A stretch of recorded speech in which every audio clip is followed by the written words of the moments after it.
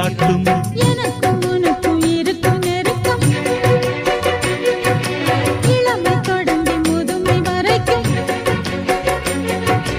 இரவும் பகலும் உறவை வளர்க்கும் இடையில் இருக்கும் தடையை தகர்க்கும்.